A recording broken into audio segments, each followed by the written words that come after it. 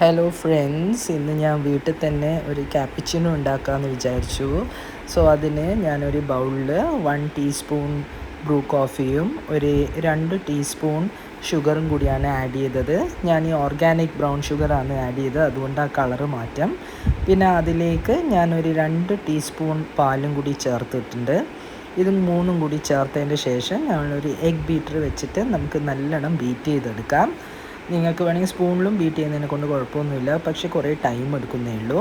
അപ്പോൾ നല്ല ബീറ്റ് ചെയ്ത് കുറച്ച് ഒരു 5 മിനിറ്റ് ബീറ്റ് ചെയ്യുമ്പോഴേക്ക് തന്നെ അതിൻ്റെ കളറൊക്കെ മാറിയിട്ട് നല്ല പതയായി വന്നിട്ടുണ്ട്.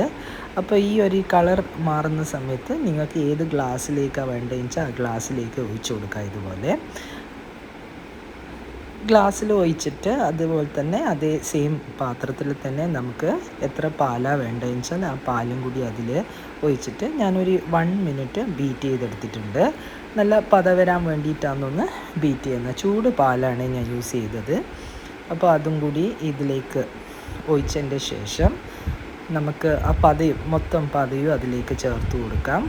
ആവശ്യമുണ്ടെങ്കിൽ കുറച്ച് കോഫി പൗഡർ മിക്സ് ചെയ്യാം. പിന്നെ നിങ്ങൾക്ക് കുറച്ചും കൂടി റിച്ച് ആക്കണമെങ്കിൽ അതിലേക്ക് കുറച്ച് ഫ്രഷ് ക്രീമും കൂടി ചേർത്ത് കഴിഞ്ഞാൽ നല്ല ക്യാപ്പിച്ചിനോ റെഡി ആയിട്ടുണ്ട്.